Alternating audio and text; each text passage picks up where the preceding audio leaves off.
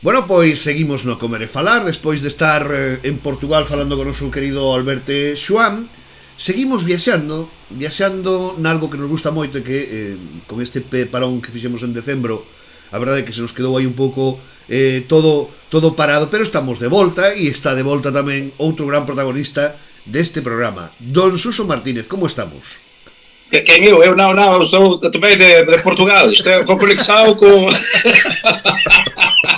con Macao.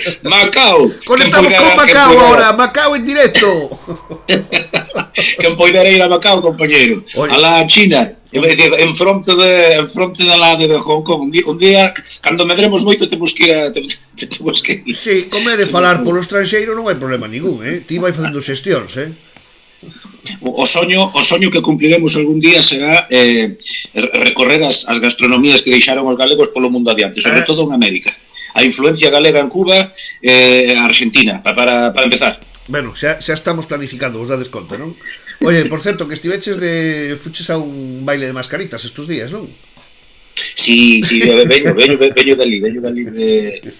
dali de Fitur. Veño dali de Fitur. Me quedo con lo bueno, que es lo mío, como diría el otro, ¿no? Fomos ali a vender o meu produto, que é unha visita que queremos exportar moito, porque de feito, ademais, estou pensando que o produto que fomos vender pois é público prácticamente 100% de fora, incluso fora de España. O que pasa é que, claro, o tema internacional está moi bloqueado, non? A ver se pouco a pouco vamos empezando. Pero, bueno, fun co rollo de 1906, eu fun vender a miña visita histórica, o tour histórico na que facemos na Coruña, que repasa os sitios que teñen que ver con ese ano no cual José María Rivera Corral, outro gallego que foi a América, pero que isto temos que facelo, José Ramón, porque, por exemplo, este gallego que era das Pontes de García Rodríguez foi para América e ali montou un rollo de chocolate, facía chocolate. Seguramente traía o rollo da Coruña, porque sabes que na Coruña chamannos cascarilleiros, ¿no? Había o tema da transformación do cacao, entonces se leva todo o tinglao para ali, co capital que había na Argentina, monta La Estrella, e logo con esa experiencia, e como bon gallego que era, regresa, porque el quixo montar o seu tinglado aquí, e montar Estrella Galicia, que hoxe é o que é, ¿no? Pero fíxate, o tema gastronómico e as influencias que levamos para ali, isto témolo que mirar. Bueno, eu fun vender isto, e logo o resto da como dices tú, o baile de disfraces xa, bueno, todos máis non se sabemos que todos os anos é un pouco así, ¿no? Rímonos a veces por non chorar moito, pero bueno. Sí, tamén agora. Alegría. Me chamaba a atención porque facías un detalle aí sobre o que decías do señor Rivera. Por exemplo, en Tribes hai unha antigua planta, un antigua edificio pegadiño ao río Cabalar, onde se facía chocolate. Unha marca de chocolate que marcharon para Argentina, e que ali ademais se fixo moi famoso esa marca de chocolate.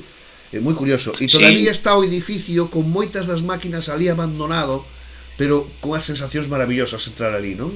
Pero é curioso, non? Que o tema do chocolate... Coñezo ese sitio, coñezo ese lugar, e é unha das maravillas do que hoxe poderíamos chamar turismo industrial, non? As xentes desa zona montañosa, o Cabalar, o Vivei, Tribes, San Xoán de Río, Manzaneda, deron históricamente esa rexión, porque é unha rexión, a pesar de que estamos aí xa na parte de aquí Ourensá, pero eso é unha rexión, non? Hai zonas de Galicia que teñen moita entidade, non? Polas súas condicións xeográficas, que en moitas ocasións conlevaba, pois bueno, cando chegaba o inverno e a neve, que claro, pois había que montar un tinglado económico ali, non? E esas xentes sempre foron moi dinámicas, e cando chegou o tema da primeira industrialización, foron quen de facer produtos e de montar grandes marcas que logo efectivamente levaban, sobre todo na América, porque América era, digamos, a nosa saída, era o mundo desarrollado dese momento onde íbamos todos, non? A emigración, non? E hai moitos casos de familias que fixeron as Américas de esa rexión en concreto, de esa zona que ti me comentas, non? E o chocolate era un produto caro, era de luxo, non todo o mundo, non? Comía máis que comer, bebía chocolate, pero logo sobre todo a cascarilla. A cascarilla, que viña sendo máis barato, facía ese capel do cacao e viña sendo como unha especie de versión light, non? Pero que a mediados do siglo XIX por exemplo, decía Rosalía, que eso se universalizara, é dicir, todo o mundo máis ou menos desayunaba con cascarilla, ¿no? O tema dos coruñeses, porque, bueno, era un porto moi importante e tal, pero moita xente, decir, desayunábase, ¿no? E había unha gran industria desaparecida en combate, pero existía unha industria de chocolates locales. Sí, sí, e ese que ti me dices, efectivamente, é un dos esos casos. Pues, había tamén na zona de Ortigueira tamén, en Ortegal tamén hai outro caso, en Cuiña tamén había unha familia que producía eso, e bueno, e o tema do fundador da Estrella Galicia tamén. Bueno, indagaremos un poquinho máis deso, porque a mí é unha cousa que tamén me paixoa moito. Pero hoxe queríamos falar adiantar un pouco noutra liada na que andas metido, que noutra nova ruta. Contanos un pouco que Suso. Sí, estou ca xuderías que a ver se dou tamén un impulso este ano, porque teño un proxecto moi bonito de desenrolo das xuderías de Galicia, que claro, históricamente hai cousas que se van digamos que revisando ao longo do tempo, non? Sempre se dixo ata agora que, bueno, que os xudíos en Galicia, bueno, poucos, bastante dispersos, que non se pode falar de xuderías como en Castilla, entendendo xuderías como zonas onde viven xudeos, non? Hai xudeos en Galicia, pero andan por aí, eso que máis ou menos se nos dixo ata agora, un forte, aí na falda do monte, e tamén nas faldas, seguramente, das desas de Lemos aí para o tema de cobro de impostos, etcétera, funcionarios, algúns nos portos, en Viveiro, tal,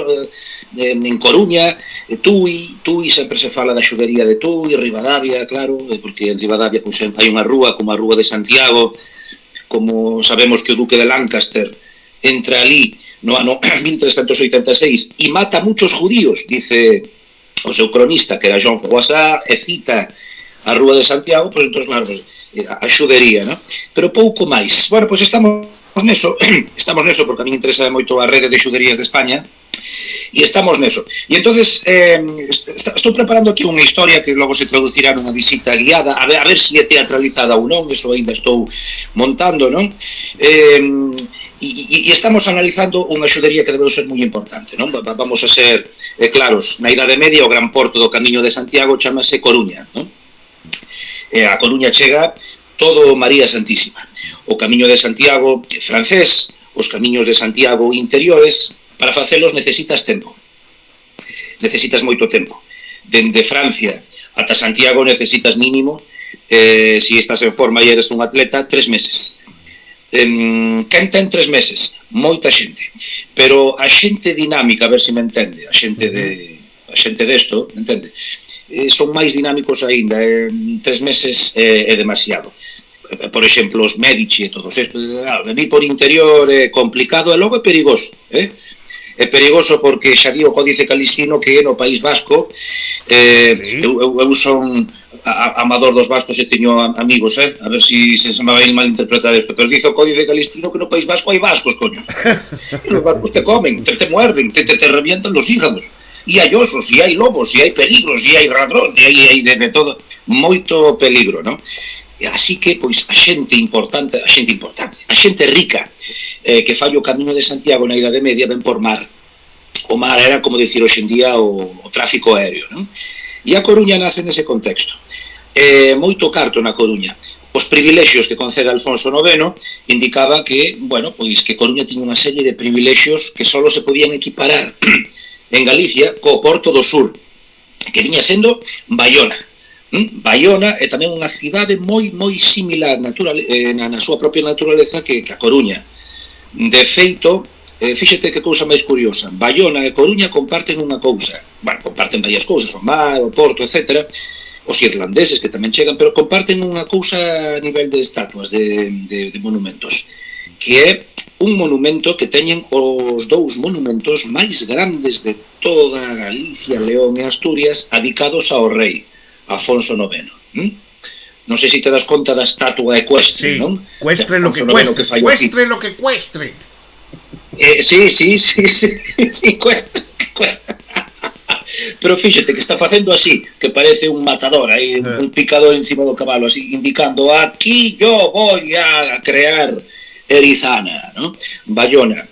Bueno, en a Coruña, pois os pés da Torre de Hércules, pois temos esa lingua de aceiro, diante, no? Ou cerquiña para, se conocedes a Coruña, da prisión, da bella prisión provincial, que eso está dedicado a Alfonso IX, no? Bueno, quero que sepades que se hai carto, pois tamén están aí os hebreos, porque os hebreos eran aqueles que tiñan pois ese privilexio do tema da administración secreta, eran grandes secretarios, grandes administradores, ¿no? Por lo tanto, hai hebreos na Coruña. Entón, que ocorre? No ano 1869, fíxate que cousa máis poética, cando Rosalía de Castro está a punto, vive na Coruña, pois unhos grandes señores daqui coruñeses, os Miranda e os Río, que ainda hoxe en día teñen que ver co porto da Coruña, bueno, pois fan unha industria de salazóns, non? Remóvense terreos aquí, moi cerquiña de onde estou eu falando, porque este é o Parque Europa, non sei se se verá nada. Sí. Este é o Parque Europa, e aquí neste xardín, que hoxe é un xardín, pois aquí desemboca históricamente o río Monelos. Entón, o Talmud di que os cemiterios, se pode ser, pois que estexan en lugares onde un río verte as súas augas no mar, non? Bueno, pois aquí é onde fan os río, fan aí empezan a mover terreos e aparecen 3 sepulturas. Unha delas vina onte, porque onte foi unha fitur, pero non só foi fiturear, sino que tamén aproveitei para entrar no Museo Arqueolóxico Nacional e ali vese a sepultura hebrea máis importante de todas que hai en España. É unha das 3 que apareceron aquí. Eran 2 sepulturas de mulleres, unha de Dona Seti, descansa en el Edén, outra que está dedicada a Don Isaac, e logo está Borroso, e logo outra que está dedicada tamén a unha muller. Son as 3 do século X, da época cando en Galicia tiñamos a San Rosendo. Siglo X. Isto é increíble porque, fíxate, a Coruña foi fundada no 1209, e estas son anteriores. Sempre se dixo que cando Alfonso IX crea a Coruña, polo tanto o porto, todo este rollo que che contaba, non? O porto, e polo tanto se hai porto claro, sempre se dixo que os xudíos chegan cando Alfonso IX crea a Coruña. No, as 3 lápidas que atopamos aquí son anteriores, e ben anteriores ao establecemento da Coruña. Por lo tanto, podemos decir unha cousa que é clara, non fai falta ser moi historiador para saber isto, é dicir, a presencia hebrea aquí é dende a época de María Castaña, moi antiga, non?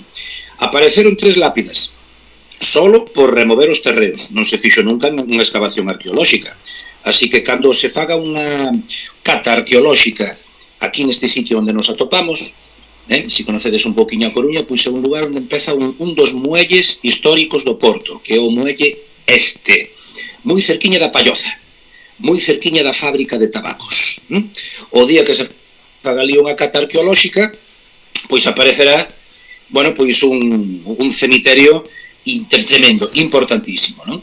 Bueno, e estou neso, e logo pois estou codificando pois esa ruta, que nos leve dende aquí, dende este lugar, ao centro da cidade bella, non? Fíxate, sabedes que Franco veraneaba aquí, pero isto non é culpa de Franco, porque estou pensando que os que viñeron despois de Franco tamén. O noso sistema político, a nosa monarquía, o noso Estado, chamadille como queira, de sempre fomos moi pro, pois eso, non? Arabia, tal, tema hebreo, no. Quero dicirvos con isto que a memoria xudía foi silenciadísima, pero a pesares de todo, sempre os coruñeses, sempre, a Rúa da Sinagoga, sempre que chamaron a Rúa da Sinagoga, non?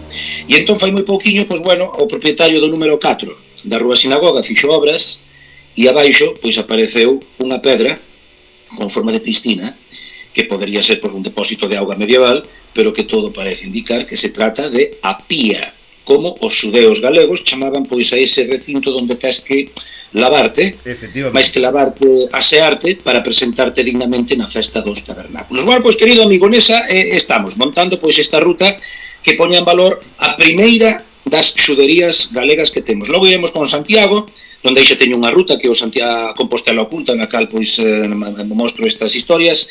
Logo pasaremos por Tui, por Bayona, dentro dun proxecto que daremos a coñecer cando se presente, dende logo sabrás ti e sabredes todos de todo isto, porque máis é bastante goloso. E ten que ver, por certo, ca gastronomía, porque outro día falaremos da relación. Aí quería chegar. Porque en Portugal e en Galicia, ojito, co tema xudío, na nosa pastelería, cuidadiño, e na nosa charcutería, cuidadiño, porque aí hai moito que contar.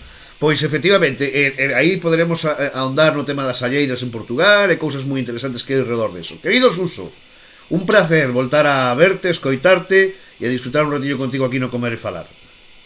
Gracias, amigo, sempre unha maravilla, graciñas. Pois aquí estamos, comemos historia con Suso Martínez e agora, publicidade, estreamos tamén sección co Capitán Agallas.